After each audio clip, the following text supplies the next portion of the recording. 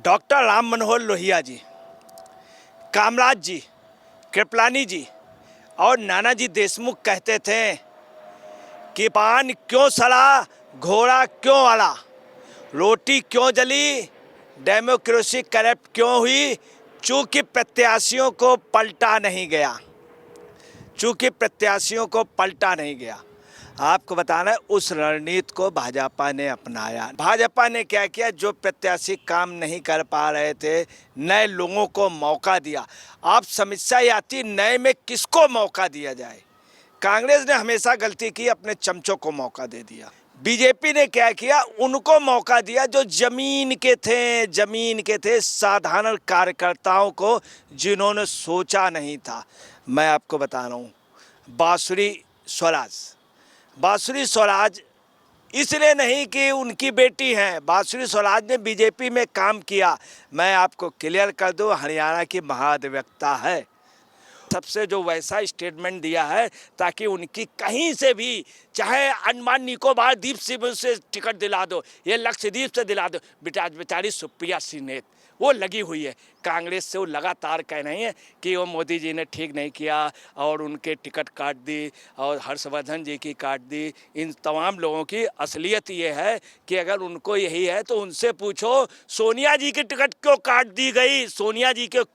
दी गई, रॉबर्ट वाड्रा को क्यों नहीं दी जा रही। नमस्कार, स्वागत है आपका। आप देख रहे हैं एसटीवी न्यूज और मैं रानी गुप्ता आपके साथ। आगामी लोकसभा चुनावों को लेकर के बीजेपी ने अपने उम्मीदवारों की लिस्ट जारी कर दी है। बता दें कि 195 प्रत्याशियों को पहली लिस्ट में स्थान दिया गया है, जिसमें से कई सांसदों के यहां पर नाम कटे हैं और नए चेहरे को मौका दिया गया है। लेकिन खासकर अगर बात हम राजधानी दिल्ली की करें, जहां पर आम आदमी पार्टी और कांग्रेस एक साथ मिलकर चुनाव लड़ने वाली है, तो यहां पर यह चर्चा और भी ज्यादा तेज हो चुकी है, क्योंकि बीजेपी ने यहां पर 4 पूर्व सांसदों का टिकट काटा है और नए चेहरे को मौका दिया है, जिसमें से दिवंगत नेता सुषमा स्वराज की बेटी बांसुरी स्वराज भी शामिल है। ऐसे में लगातार बौखलाहट भरे रिएक्शन आम आदमी पार्टी और कांग्रेस के देखने को मिल रहे हैं। ऐसे में बीजेपी की यह रणनीति, नए चेहरे को मौका देना, कितना कारगर साबित होती है और क्या इस रणनीति से बीजेपी साल 2024 में एक बार फिर से जीत की हैट्रिक लगा पाएगी या नहीं लगा पाएगी, क्योंकि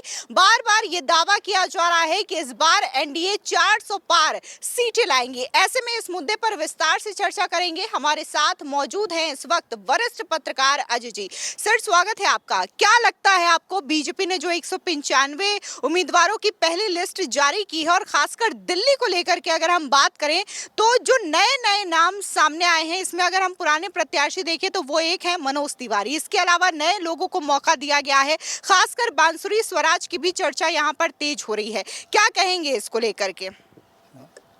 देखिए, मैं आपको बता दूं, डॉक्टर राम मनोहर लोहिया जी, कामराज जी, कृपलानी जी और नानाजी देशमुख कहते थे कि पान क्यों सड़ा, घोड़ा क्यों अड़ा, रोटी क्यों जली, डेमोक्रेसी करप्ट क्यों हुई, चूंकि प्रत्याशियों को पलटा नहीं गया। आपको बताना है, उस रणनीति को भाजपा ने अपनाया। नंबर 1, सारे बड़े लीडर्स कहते थे 84 में कांग्रेस की जीत की वजह थी कि उन्होंने अपने प्रत्याशी पलटे थे। भाजपा ने क्या किया, जो प्रत्याशी काम नहीं कर पा रहे थे, नए लोगों को मौका दिया। आप समस्या ये आती, नए में किसको मौका दिया जाए। कांग्रेस ने हमेशा गलती की, अपने चमचों को मौका दे दिया। बीजेपी ने क्या किया, उनको मौका दिया जो जमीन के थे, साधारण कार्यकर्ताओं को, जिन्होंने सोचा नहीं था। मैं आपको बता रहा हूँ, बांसुरी स्वराज इसलिए नहीं कि उनकी बेटी हैं, बांसुरी स्वराज ने बीजेपी में काम किया। मैं आपको क्लियर कर दूं, हरियाणा की महाधिवक्ता है। उसकी बड़ाई बीजेपी नहीं, लालौद ने की है, इनेलो ने की है उनकी बड़ाई, और कांग्रेस के दो टॉप लीडर ने की है। हरियाणा में खुद भी हो महाधिवक्ता ने मेरी बात सुनी, मेरी प्रॉब्लम सॉल्व की। ये बात मैं नहीं कह रहा हूँ।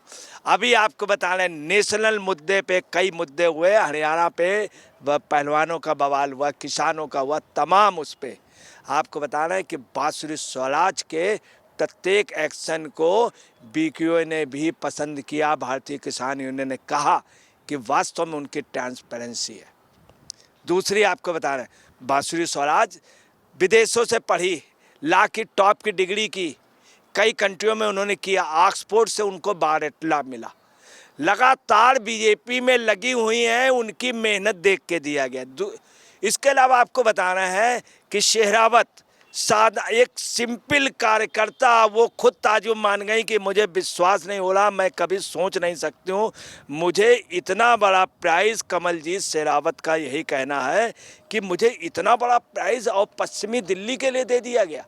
वो ताजुब मान नहीं है, क्योंकि वो लेडी ऐसी हैं जो वहाँ पे बराबर रोड टू रोड, गली टू गली, और आपको बता रहे हैं होम टू होम गई हैं। और उनको जब टिकट मिली तो उन्होंने कहा शेरावत जी ने कि मुझे अभी भी विश्वास नहीं हो रहा है, इतने बड़ा, और कैसे, मुझे तो उम्मीद ही नहीं थी, इतनी बड़ी जिम्मेदारी मुझे मिल गई, मैं निभाऊंगी। और उन्होंने ये भी कहा कि मैंने 26 जनवरी को जब देखा तो 80% महिलाओं, मैं अब जहाँ जहाँ जा रही हूँ वहाँ महिलाएं कहती हैं कि वास्तव में इस पार्टी में भाजपा की इज्जत है। उन्होंने ये भी कहा कि मुझे बहुत खुशी है, इतना बड़ा सरप्राइज़ दिया, मगर इस पार्टी में महिलाओं का जो सम्मान है, कार्यकर्ताओं का सम्मान है, हमने मेहनत की थी या नहीं की थी ये हम जानते हैं, मगर जो सम्मान पार्टी ने दिया है ये अपने आप का ही बहुत। दूसरी आपको बताना है कि रामवीर सिंह बिधूड़ी एजेड हो गए थे, हर जगह लगे रहते थे, हर धरने प्रदर्शन में आगे रहते थे, कहीं लाठीचार्ज हो रहा तो आगे, आपके खिलाफ प्रदर्शन में तो आगे, कई जगह गिर पड़ते थे, मगर वो चलते रहते थे, बराबर लगे रहे हैं। आपने उनके कई सीन देखे होंगे, अनशन में बैठे हर जगह, और टाइम से पहुंच जाना।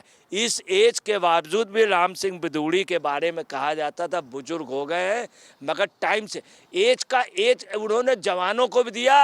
अगर कोई बुजुर्ग है और अच्छा कार्य कर रहा है, अगर सांसद नहीं भी तो उसको चांस दिया। बिधूड़ी को चांस देने पे आपको बताना जाट और गुजर समुदाय में इतनी खुशी की लहर दौड़ गई है, इतनी गुजरी। बिधूड़ी ने भी नहीं सोचा था उनको टिकट मिलेगी, बिधूड़ी ने भी नहीं सोचा था।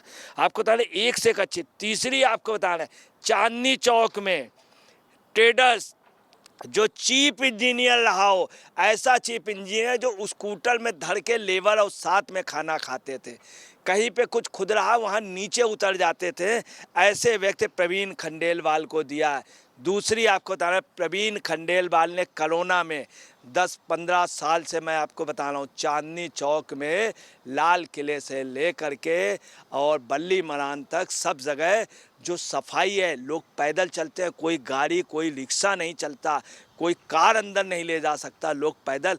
ऐसा लगता है कि कहीं एक कोई पुराने शहर पे आ गए हों, कोई पुराना वास्तव में भव्य शहर रहा हो।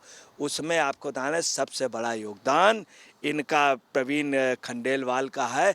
तब से लेके आज तक ये हजारों आदमियों को खाना खिलाते हैं, जितने भी जानवर पक्षी घायल होते हैं उनका ट्रीटमेंट कराते हैं। कोरोना काल में इन्होंने स्वयं जाके हाथों से खाना बांटा। कभी राजनीतिक सोच नहीं रही, सभी व्यापारी, फुटपाथ के व्यापारी, सड़क के व्यापारी, सबका ध्यान देना। इन्हीं की वजह से ये है कि बड़े बड़े तानाशाह आए दिल्ली में, मगर छोटे व्यापारियों का कोई शोषण नहीं कर पाए। यही आपको बताना है, आपने सब जगह कर ली, मगर आपको बताना है चांदनी चौक इलाके में सिर्फ खंडेलवाल जी की वजह से वहाँ वसूली आपके नेता नहीं कर पाए। ऐसे व्यक्ति को देने से पूरे दिल्ली में आप समझ लीजिए।